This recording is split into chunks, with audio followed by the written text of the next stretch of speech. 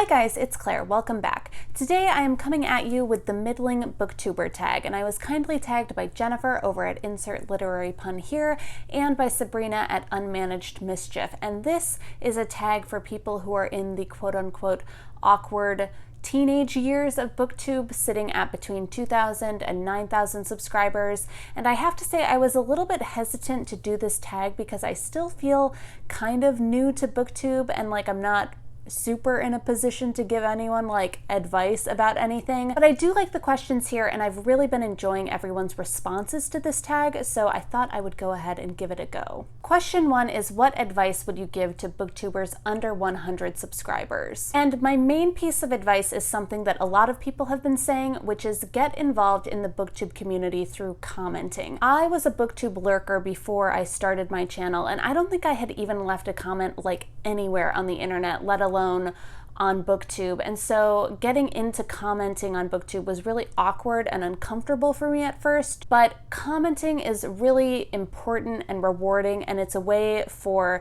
you to start making friends on BookTube, and it's a way for you to start finding people and for them to start finding you. And the more genuine and thoughtful comments that you leave, the more rewarding the whole experience is going to be. And in that vein of getting involved in the community, I would also really encourage you to seek out other people who are starting channels at the same time as you. I think that's where a lot of people make their first BookTube friends, because it's just easier to have conversations and form friendships with people who are starting out kind of at the same level as you. And in that vein, I also encourage you to get involved in buddy reads. I was not super keen on the idea of buddy reads at first because I was like, I don't want to be tied down by a schedule or like whatever. But I think that if you can take a relaxed approach to buddy reads so that it's not stressful, that is the best way to make friends on BookTube, I would say. On a different note, when you're first starting out and don't have much of an audience yet, I think that's the best time to experiment and try different things and figure out what works best for you. So for example, I tried out doing some hauls when I first started out and realized that I don't really like doing those. And I realized kind of within the first month of BookTube that I really should be scripting my videos, which is what I do now. And after I started doing that, I started liking the content that I was putting out more. So that's just a great time to kind of work out all the kinks on your channel before you have a ton of people paying attention. And lastly, this kind of goes without saying, but I just really want to emphasize, like, don't stress about the numbers too much. I know everyone says that, and I also know that everyone does stress about the numbers, or at least is paying attention to them. And that's fine, but you can't let it be the most important thing about BookTube, and you can't let it be what makes BookTube a fun or enriching experience for you.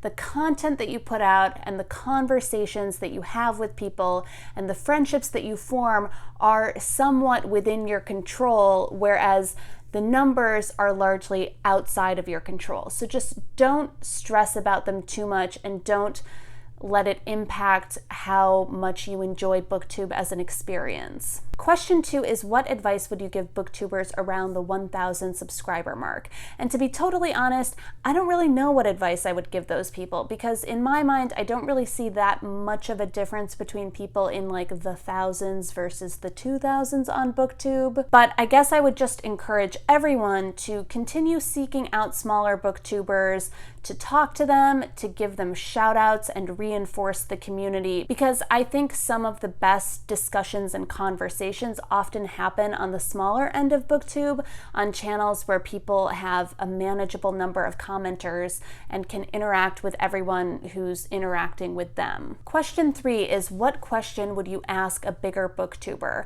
And I think my question would mostly be, do you ever feel guilty about not being able to watch or comment or respond to comments enough? And like, I definitely don't have an issue responding to people who comment on my videos. I don't have an overwhelming amount of those, but I do sometimes feel like I kind of fall off on my BookTube watching, or if I'm on top of watching BookTube, I don't have a chance to comment on everything, and I feel bad about it because I want people to know that I'm watching and enjoying their videos, even if I don't have a chance to write something down about it. And I can only imagine that the more time you spend on BookTube and the more followers you have, the greater those pressures are. Question 4 is, who is one big booktuber who you think deserves even more subscribers? And I would say Ashley from Climb the Stacks and Rincey at Rincey Reads. These are two of the first people I started watching. They have fantastic channels, and if you aren't already subscribed to them, just go check them out. Question 5 is, what do you see as the end game for your channel? What would equal success to you? And I don't know, guys, I don't really have an end game for any of this.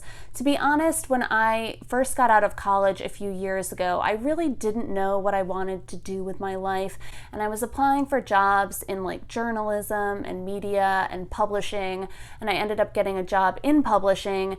And over the past couple of years, I think I've just realized more and more that I want to continue doing stuff related to books in some way. And BookTube has just been a fantastic way to get more involved in the book community and to get involved in the conversations happening around books and to sort of stay on top of recent reads and book prizes and sort of what's going on in the industry. So if BookTube can continue to be a way to stay involved in bookish things and the book community, then that sounds like a great end game to me. Question 6 is, what is something you wish you did better? And I wish I was better at uploading videos on a consistent basis. And I don't mean that I want to give myself like a super strict schedule about it, but when I first started out, I was pretty good at posting a video like once every 5 or 6 days. But in the past couple months, I've had some stretches of like 10 days or 2 weeks of not posting, and I want to be better about that. And I think some of that stems from the fact that I do script my videos,